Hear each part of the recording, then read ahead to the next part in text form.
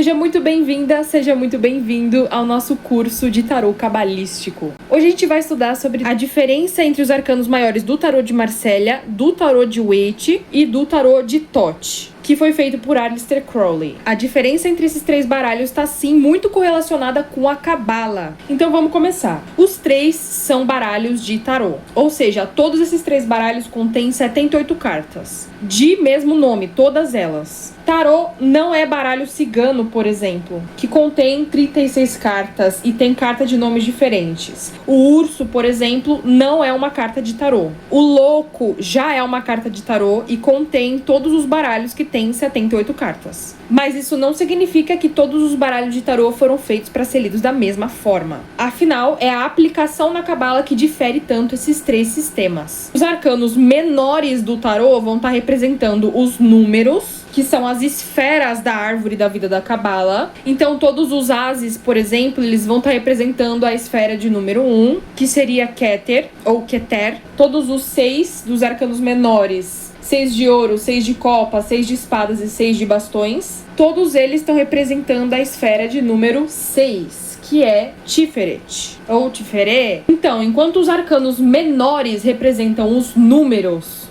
os arcanos maiores vão estar representando as letras hebraicas, que são os caminhos da árvore da vida que conectam as esferas. Para o povo hebreu, a palavra tem muito poder. Para quem acredita na Bíblia, nós temos o poder do verbo. O verbo tem poder de criar e de destruir. Então, a árvore da vida da Cabala mostra pra gente o poder mágico que é contido em cada uma das letras e em cada um dos algarismos, em cada um dos números. Bom, a primeira e principal diferença entre esses três baralhos é os propósitos pelos quais eles foram criados. O tarô de Marselha, ele não foi criado já aplicado na Cabala. Ele foi criado por volta de 1650, 1700. E na aula História do Tarô do curso de interpretação, eu explico que o tarô de Marselha foi criado com propósito para jogos. Isso mesmo, ele não foi criado com propósito esotérico. Ele foi criado para aristocratas franceses jogarem, como se fosse um baralho de Uno, por exemplo. E é por isso que os arcanos menores do tarô de Marselha não têm imagens, não possuem cenografias, né? Porque eles não foram pensados para a pessoa olhar as imagens e conseguir prever o futuro. As pessoas jogando o próprio tarô, que chamava Tarok, elas contavam quantos elementos tinham e assim elas sabiam, são 4 copas, então é o 4 de copas. São 6 ouros, então é o 6 de ouros, tá entendendo? E os arcanos maiores, eles seriam os trunfos. Outra coisa que difere o tarô de Marselha entre esses dois também é que, além dele não ter sido criado para adivinhação e sim para jogos, o tarô de Marselha também não tem só um autor específico. Esses outros dois baralhos aqui, eles foram criados por um autor só, um autor e uma desenhista. E cada um deles também tem um livro próprio com o significado das simbologias. Enquanto isso, o tarô de Marselha não veio com manual de instrução, não veio com um autor específico para deixar pra gente um livro com o significado. Então, quando a gente quer interpretar o tarô de Marselha, a gente não tem um único autor para se basear nos significados. A gente tem que ver vários livros que foram escritos por outras pessoas que não foram quem desenhou o baralho, que entende? Com o passar dos anos e com o encaixe do tarô no ocultismo, é que a assimilação foi feita com as cartas e a Cabala. Então, enquanto esse daqui foi feito por vários autores diferentes, foi se encaixando para adivinhação conforme o passar do tempo. Enquanto isso, esses dois aqui, eles foram feitos por integrantes da mesma ordem ocultista, que seria a ordem hermética da Golden Dawn, ou Aurora Dourada, que foi responsável por popularizar para o mundo a assimilação do tarô com a Cabala. Eliphas Levi, que era francês, já havia falado sobre isso antes também, mas a ordem inglesa da Aurora Dourada foi o responsável pelo boom da assimilação do tarô com a Cabala, tá entendendo? Então o Waite, que é de 1909, já foi lançado com a assimilação com a Cabala feita, e o do Crowley também já foi construído com a assimilação feita. O Waite não tinha habilidade com desenho, então ele se juntou com uma mocinha chamada Pamela Colman Smith. Juntos eles lançaram o tarô de Rider-Waite-Smith em 1909. O livro pra gente se basear nesse tarô é o Pictorial Key to the Tarot, ou Tarô, a Sorte pelas Cartas. E o Crowley, ele fez a mesma coisa que o Waite. Ele também se juntou com uma mocinha que tinha habilidade com desenho, a Lady Frida Harris, e a gente fala Lady não porque ela era uma senhorita, e sim porque ela era realmente uma lady. Ela era se casada com um baronet, que seria o Sir Percy Harris Baronet. Então ela realmente tinha o título político de lady no nome dela. Então olha só, esse baralho foi desenhado por uma lady, que chique. E juntos, o Crowley com a Lady Frida Harris deram origem ao baralho de Thoth. E o livro dele foi lançado em 1944. E qual que é a principal diferença entre esses dois? Bom, existem 3 principais diferenças. A primeira é que o Waite era a favor de guardar os segredos da ordem. Então, no livro dele, ele vai ser bem evasivo. Ele não explica o significado dos símbolos escancaradamente no livro dele. Ele realmente é bem evasivo. Só com o livro dele não vai ser possível você entender toda a simbologia e todos os significados. Por outro lado, o Crowley, ele era mais a favor de explanar tudo mesmo, jogar tudo na rodinha, jogar a merda no ventilador. Ele brigou muito com o Matters, ele brigou muito com o dono da ordem pelo fato dele estar expondo os segredos da ordem demais. Então, se você quer entender melhor a conexão que o tarot tem com a astrologia, com a numerologia, com a alquimia e com a cabala, o mais recomendado seria você ler o livro de Thoth, que inclusive é esse aqui, eu deixei ele bonitinho pro cenário, eu não vou mexer. Mas é o livro relacionado ao baralho. Mas é importante pontuar também que os autores, eles tinham pontos de vista muito diferentes. Como o baralho do Crowley veio depois, vocês vão perceber que o Crowley faz muitas críticas pro pensamento do Waite. Ele mete o cacete mesmo, sem dó nem piedade no livro dele. Outra diferença entre esses dois baralhos aqui, que é gritante e que eu acho muito interessante também, são as imagens. Enquanto o baralho do Waite tá focado em mostrar pra gente situações que passam no nosso mundo, né, no mundo físico, a gente tem, por exemplo, o valete no plano da espada. O plano da espada é o plano da mente, só que mesmo assim a cena se passa num plano físico, retratando cenas do mundo real. O baralho todo, ele tem anjos, ele tem, assim, simbolismos mais profundos, mas ele se passa no plano físico. Enquanto isso, no baralho do Crowley, deixa eu pegar aqui o mago pra você ver. A diferença entre os magos, por exemplo. O Crowley mostra pra gente o que acontece por trás das cenas. No mundo espiritual ou no plano astral, como você gostar melhor de chamar. Enquanto no Waite é literalmente uma pessoa que tá indo lá fazer magia, o mago do Crowley é um mago que tá no plano astral. Não mostra o plano real, mostra o por trás das cenas. A gente mostra o mago utilizando seus poderes num plano mais sublime.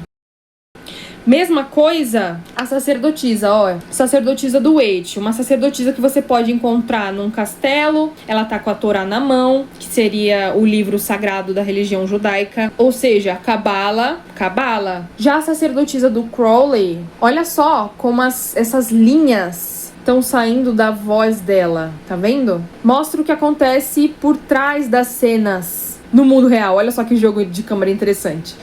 A terceira e última principal diferença entre os baralhos. Tem muitas diferenças entre as cartas, tá? Mas agora eu tô citando as diferenças principais entre os baralhos. É que o do Waite foi o primeiro baralho e também o único desses 3 aqui que os arcanos menores possuem a presença de cenas ilustradas, ou seja, cenografia, ó. O personagem tá deitado, personagem tá poderosa, bem vestida, personagem tá trabalhando,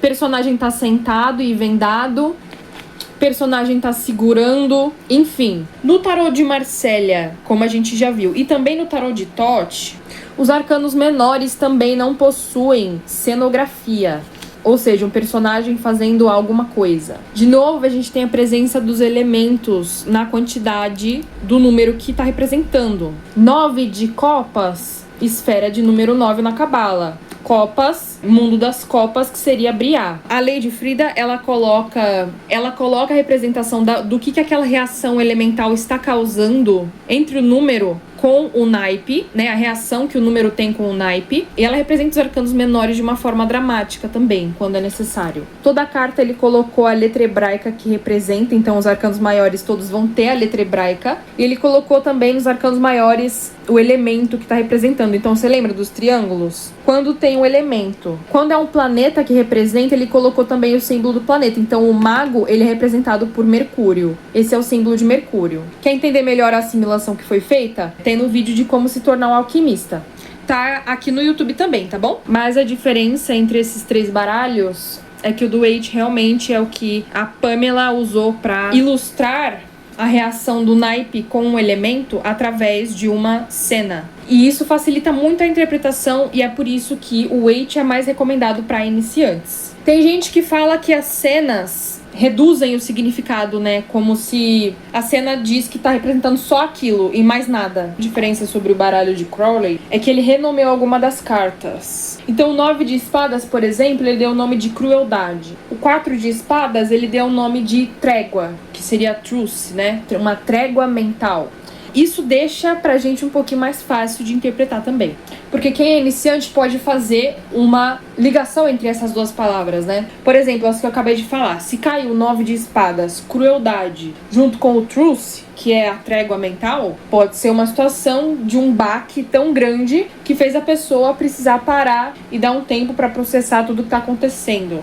E que foi ou será efeito desse acontecimento, né, desse baque, que vai fazer a pessoa organizar os pensamentos e chegar às conclusões que ela precisa chegar. Olha só como as espadas estão alinhadas no desenho, por exemplo. Se você for olhar só para a palavra-chave do tarô de Waite, significaria ansiedade. Repare como os significados dos 3 baralhos, eles não se excluem, eles se ampliam. Enfim, essas foram as principais diferenças. Resumindo até agora. Marsella, criado para jogos em 1650. Não tem um autor específico, mas é resultado de vários autores. Arcanos menores não possuem cenografia. Não possui um único livro criado propriamente para o baralho. A gente vai acabar tendo que estudar e citar vários. Por isso que quem lê o tarô de Marsella acaba tendo um conhecimento mais amplo sobre o tarô. Porque vê a mesma carta sobre várias perspectivas diferentes. Lembrando, os significados não se excluem, eles apenas se ampliam. Foi relançado e aplicado para o esoterismo 400 anos antes do lançamento do baralho de Waite. Baralho de Rider-Waite-Smith, 1909. Autor do baralho, Arthur Edward Waite, ilustradora, Pamela Colman Smith. Os dois faziam parte da Ordem Hermética da Aurora Dourada. Livro do baralho, Pictorial Key to the Tarot, ou Tarô a Sorte pelas Cartas, escrito pelo Waite. Primeiro baralho que ficou famosíssimo e também popularizou a cultura do tarô pelo fato de ter os arcanos menores, as cartas ilustradas com cenografias. As ilustrações se passam no mundo físico. Tarô de Thoth, 1944. Inclusive, curiosidade, o autor já tinha falecido quando ele foi lançado. Infelizmente, ele não esteve aqui para poder ver o resultado que causou no mundo. Mas eu tenho certeza que ele esteve aqui e que ele viu sim, viu? Autor, Aleister Crowley. Desenhista, Lady Frida Harris. Os arcanos menores não mostram cenografias, mas as ilustrações se passam no plano astral, ou nos bastidores do plano mundano, por assim dizer. Lembrando que a gente vai estar vendo todos esses baralhos, um por um, no curso de interpretação de tarô, e principalmente, né, o curso de interpretação te ensina a interpretar a junção entre uma carta e outra. Porque não adianta de nada você ter todo esse conhecimento na teoria, mas ficar com um ponto de interrogação gigante na cabeça quando cair uma junto da outra e não saber o que falar pro seu consulente. A gente também tem um grupo de estudos onde a gente fica trocando tiragens, é mesmo? Você está muito convidado a participar. O grupo é exclusivo dos alunos do curso de interpretação, que você pode estar adquirindo com 15% de desconto utilizando o cupom As de Ouros. Lembra de deixar um comentário se você gostou do vídeo, porque os comentários me ajudam bastante. Se inscreve no canal para continuar vendo o curso de tarô cabalístico. Pretendo postar mais algumas aulas aqui. Também falamos sobre alquimia, ocultismo, esoterismo no canal. E até a próxima, bebê. Namastê!